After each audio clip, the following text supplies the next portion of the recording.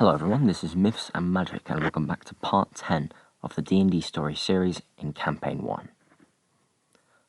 As usual, I hope you've been enjoying this series, and if you like it, please feel free to like and subscribe.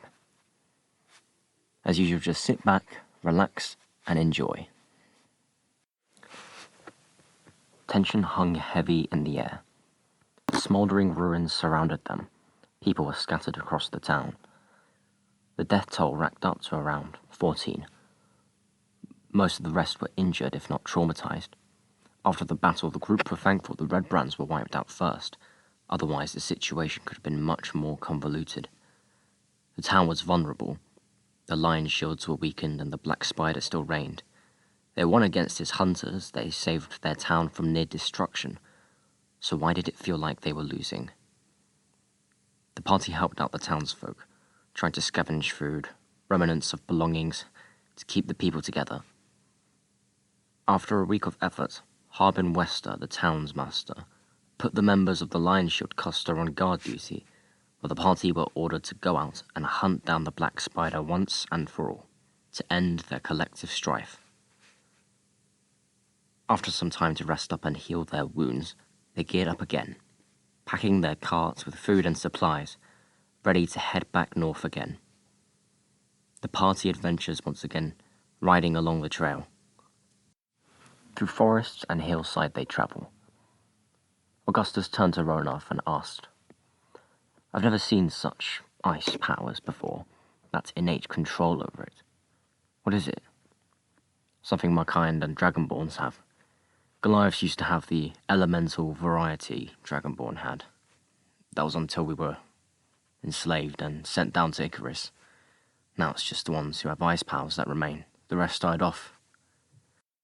Keeping his eyes on the road, Freya said, "In the East they call them bloodline elements. Elemental power engraved into one's person. Fun fact, the phenomenon is present in other races. They're what you would call sorcerers. People with an inbuilt connection to the magic layer of reality, known as the Weave." Augustus from within the cart chimed in. "There are also theories about these bloodline elements coming from the goddess Tiamat.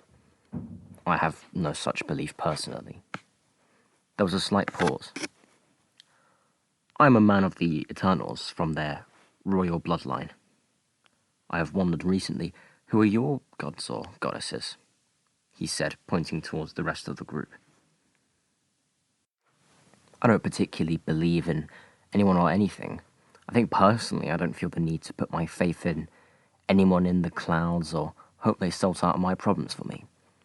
Regardless of whether this god or that god is real, the idea of their existence has always been taken advantage of to control the people, to set basic guidelines to make sure no one goes crazy."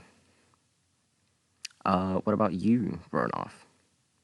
I'm not as devout as Augustus here, but I'm open to anything.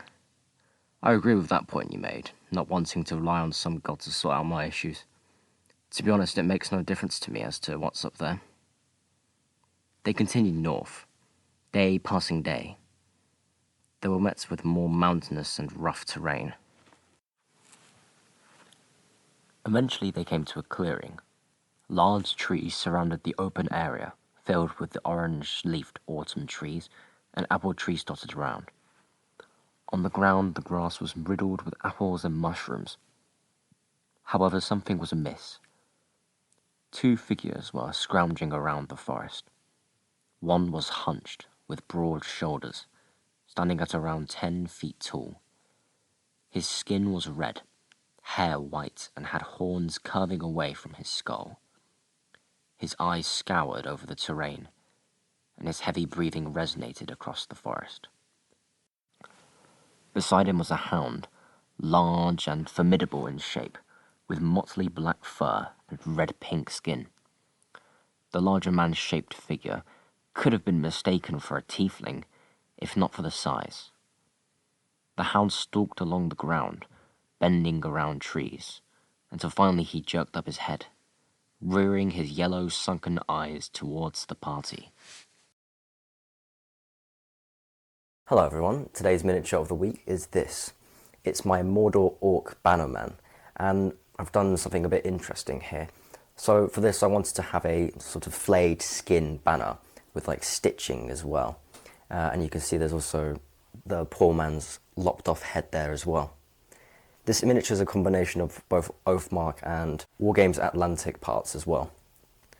And I really enjoyed painting this miniature overall. I like the volumetric red, brown to red highlighting on the shield there. And I wanted to make him sort of look big and imposing, but still quite hunched over as well. And that flayed banner, it gives me some nice practice for Bolton flayed men. For that flayed skin banner, I wanted to give this like rotten look to it. So I added this rotten flesh colour, then washed it over with like purples and reds and whatnot. And I also did this nice neat trick where I put super glue and PVA glue together, then mixed up with a toothpick, all on this like piece of tissue paper, and then it comes up as this nice hard material and it looks like rotting flesh. Thank you for watching. I really hope you enjoyed this episode today. As usual, please like and subscribe if you enjoy, and I'll see you in the next episode.